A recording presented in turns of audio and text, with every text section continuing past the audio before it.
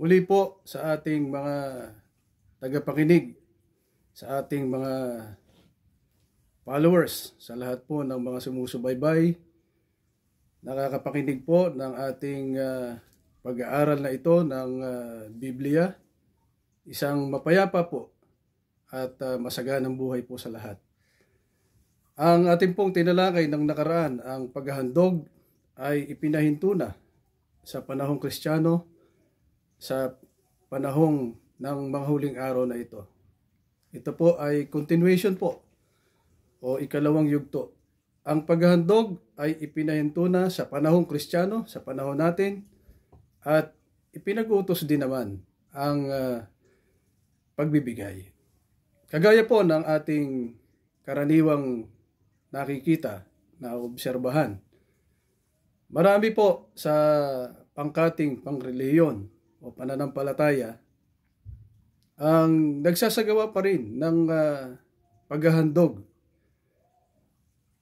Hindi po natin inaalis kung ito po ay itinuro, yan ang itinuro sa inyo na pananampalataya. Maaari niyong ipagpatuloy sapagkat yan ang saganang atin o saganang yan po ay marapat pang gawin sa panahon natin ngayon. Subalit, kagaya po ng ating napakinggan, ang paghahandog ay ginawa na ng ating Panginoong Emmanuel nung kanyang ihandog ang kanyang sarili sa kalooban din ng ating Panginoon Diyos. At ang bisa nun ay magpakailanman ayon sa pagtuturo ni Apostol Pablo. Kaya nga, kapag tayo ay patuloy pa rin na sinasagawa ang paghahandog, parang winawalang halaga natin, ginagawa nating inutil ang ginawang paghahandog na ito ng ating Panginoong Emmanuel, ang ating Panginoong Jesucristo. Wala nga bang halaga ang ginawang paghahandog ng ating Panginoong Emmanuel? Pakinggan po natin ang unang talata na ating mababasa dito po sa Hebreo 9:14. Gaano pa kaya ang dugo ni Kristo na sa pamamagitan ng Espiritu na walang hanggan ay inihandog ang kanyang sarili na walang dungi sa Diyos, ay maglilinis ng inyong budhi sa mga gawang patay upang magsipaglingkod sa Diyos na buhay. Wala nga po bang halaga ang ginawang paghahandog ng ating Panginoong Jesucristo? Ang sabi ni Apostol Pablo, gaano pa kaya ang dugo ni Kristo? O, challenge tayo. Sabihin, napakahalaga ng dugo ng ating Panginoong Jesucristo, ang ginawa niyang paghahandog. Ano po ang kahalagahan? Ang sabi po sa talata ay maglilinis ng inyong budhi. Yan ang makapagpapatawad sa ating mga kasalanan. Ano pa?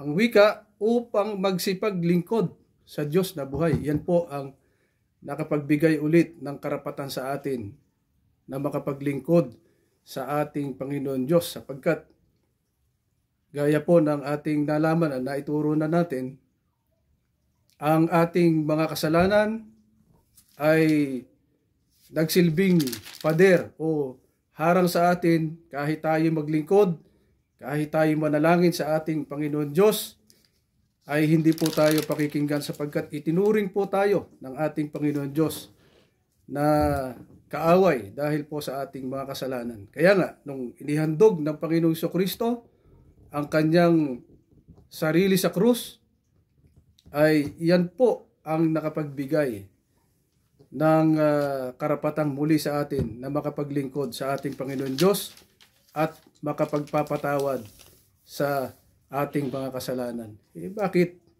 Bakit ka pa ulit maghahandog? Hindi ba redundant na yan? Kaya nga ipinag-utos na hindi na kailangang maghandog araw-araw pa ang gayong mga dakilang saserdote, ang sabi ni Apostol Pablo. Eh, bakit po ganun? Bakit po may mga relihiyon? Bakit po may mga tagapangaral na patuloy na itinuturo ang paghahandog, partikular ang salapi? Sapagkat mayroon din namang naghahandog na inihahandog ay maaaring pagkain. O, pinagtitirik ng kandila, pinagsusunog ng insenso. At hindi lang doon sa oras ng kanilang pagsamba, seremonya, misa, kundi doon sa loob ng kanilang mga tahanan, sa kanilang mga altar, ay nag-aalay sila, naghahandog sila. Ano po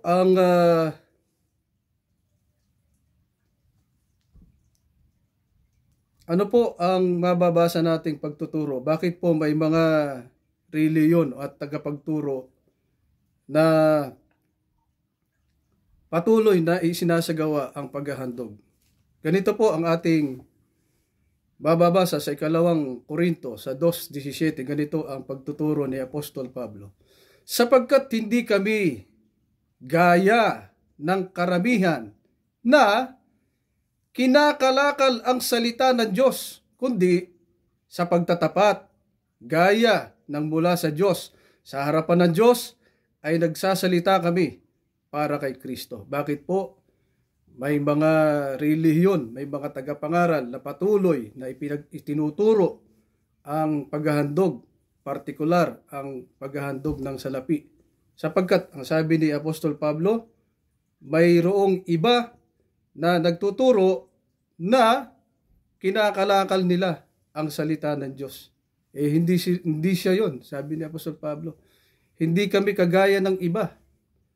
Ang tunay na ministro, ang tunay na apostol ng Diyos ay nagtuturo, hindi kinakalakal ang salita ng ating Panginoon Diyos, ang Ebanghelyo.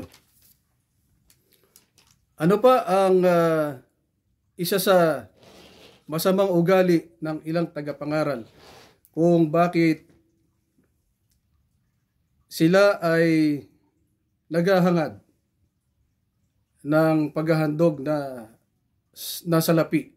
Ang hangad bukod sa ginagawang kalakal ang Ebanghelyo. Narito po sa 2 Korinto sa 12:14, ganito naman ang ating mababasa. Narito, ito ang ikatlo na ako'y handang pumarian sa inyo, at ako'y hindi magiging pasanin ninyo, sapagkat hindi ko hinahanap ang inyo, kundi kayo, sapagkat hindi nararapat na ipagtipo ng mga anak ang mga magulang, kundi ang mga magulang ang mga anak. Ano pa ang isa sa masamang ugali ng mga tagapangaral kung bakit sila ay naghahangad na maghandog ng salapi o kinakalakal nilang Ebanghelyo? Sapagkat ang wika ni Apostol Pablo, hindi ako magiging pasanin ninyo. Ganyan po ang nagiging kalimitang sitwasyon. Marami sa tagapangaral, hindi na sila naghahanap buhay. Kahit na maaari naman. Hindi lang sila yung hindi na naghahanap buhay, pati yung kanilang asawa na nakapag-aral naman, may kapasidad na namang maghanap buhay, pinahinto na maghanap buhay. Kaya nga, ano ang nagiging sitwasyon? Nagiging pasanin sila ng iglesia. Nagiging pasanin sila ng mga kapatid. Nagiging pabigat. Di ba? Focus ka na lang sa pagpapalaganap. Focus ka na lang sa pangangaral. Kaya nga, kung minsan kapag nawawalan sila ng karapatan, kapag na-dismiss sila sa kanilang pangangaral, kawawa ang kalagayan sapagkat wala silang ipon. Wala silang ari-ariang naipundar o babalik sa kanilang mga mahal sa buhay. Paano kung hikaos rin ang kalalagayan? Diba? Sapagkat hindi sila tinuruan. Hindi sila nakapaghanda. di ba? Ang tunay na ministro po ba ng Diyos, kagaya ni Apostol Pablo, ay naghahangad ng salapi? Ganyan ba ang mentalidad ng isang tunay na ministro ng Diyos? Ganito po ang ating mababasa dito naman sa unang Korinto sa 9:18. Ano nga kaya ang aking gantimpala? Ang pagka pinangangaral ko ang ebanghelyo ay maging walang bayad upang wag kong gamiting lubos ang aking karapatan sa ebanghelyo. Ang tunay na ministro po ba, tunay na apostol ng ating Panginoong Jesucristo, naghahangad ng salapi, naghahangad ng kabayaran sa kanilang pangangaral? Malinaw po ang binasa natin. Sabi ni Apostol Pablo, pagka ipinangaral ko ang ebanghelyo, maging walang bayad. Libre.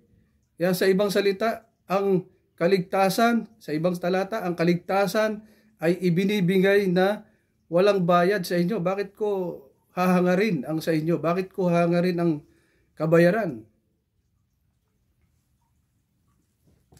Maaaring itanong po ninyo,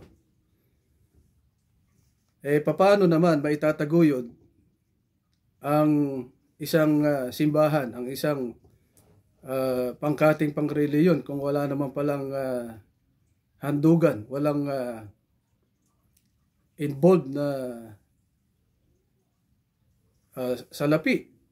Ganito po ang ating mababasa naman dito po sa aklat pa rin ni Apostol Pablo. Ay ganito ang ating mababasa sa unang Korinto sa 9:11. Ganito po ang ating mababasa. Naghasik kami sa inyo ng pagpapalang espiritual. Malaking bagay ba naman kung umani kami ng mga material na pakinabang mula sa inyo? Ang sabi po ni Apostol Pablo, kasi maaari pong itanong ninyo, paano maitataguyod ang isang organisasyon, ang isang pangkating pangreliyon, paano kung walang involved na salapi? Ang sabi po ni Apostol Pablo ay maaaring umani ang naghahasik ng espiritual. Ano pa po ang kaya nga, ano po ang ipinag-utos para matugunan ang pangangailangan? Ganito naman ang ating maririnig dito po sa ikalawang Korinto sa 9:7 at 9. Ganito po ang ating mababasa. Ito po, pakinggan po ninyo itong mabuti dahil madalas itong napipilipit. Madalas itong nagagamit ng maraming tagapangaral para sila ay maghangad ng salapi sa kanilang mga miyembro. Ganito ang ating mabasa. Magbigay ang bawat isa ayon sa ipinasya ng kanyang puso. Huwag mabigat sa loob dahil sa kailangan, sapagkat iniibig ng Diyos ang nagbibigay na masaya. Gaya ng nasusulat, siyang nagsabog, siyang nagbigay sa mga dukha, ang kanyang katwiran ay mananatili magpakailanman. Ano po ang ipinag-utos sa atin ng ating Panginoon Diyos sa pamamagitan po ng Ebanghelyo? Ang wika po ay magbigay ang bawat isa. Maaari po tayong magbigay. Pansinin po natin, magbigay, hindi po maghandog. Ang paniniwala po ng ilan, tinitwist po kasi ito. Iba po yung giving sa offering. Gaya po ng ating topic, ipinagbawal po ang paghandog. Bakit po gagamitin ni Apostol Pablo na maghandog? Ang sabi, magbigay ang bawat isa. At isipin po natin na hindi lamang doon sa nangangasiwa. Kinakailangan bawat isa sa inyo. So, yung tayong lahat involved po doon sa pagbibigay. Lalo na po doon sa mga kapatid, sa mga miyembro na mahihirap. Anong katunayan? Ang pinagsaligan po ng pagtuturo ni Apostol Pablo, gaya ng nasusulat nagsabog siyang nagbigay sa mga dukha, ang kanyang katwiran ay mananatili magpakailanman. Kaya nga po, kung ating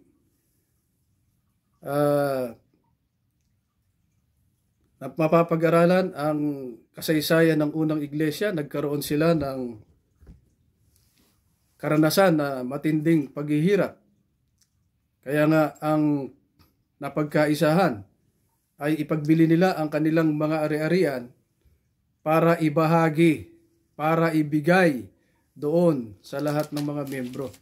Hindi lang yung puno, hindi lang yung leader ang nakikita nating nakatira sa marangyang tahanan. Hindi lamang yung leader na nakikita natin na nakakabili ng mga mamahaling sasakyan, panghihimpapawid, pang tahik, at nakakabili ng ari-arian sa mamahaling subdivision, maaaring sa ibang bansa pa. Subalit, ano po ang tuntunin? Ano po ang kautusan na itinuro ng ating Panginoong Jesucristo kapag tayo ay nagbibigay? Ganito naman ang ating mababasa dito po sa pagtuturo mismo ng Panginoong Jesucristo sa Mateo 6:2 hanggang 4. Pag-ingatan ninyong hindi pakitang tao ang pagtupad ninyo sa inyong mga tungkulin sa Diyos. Kapag ganyan ang ginawa ninyo, wala kayong matatamong gantimpala buhat sa inyong Ama sa langit.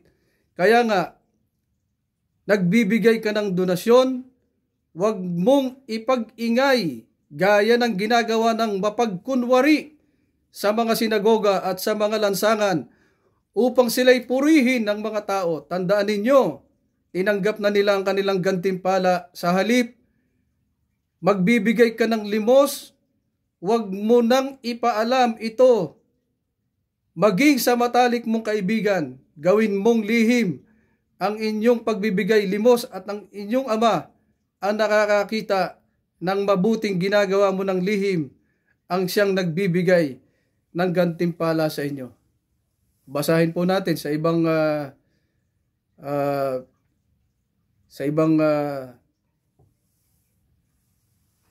salin. Ganito po ang ating mababasa. Mateo 6:2-4.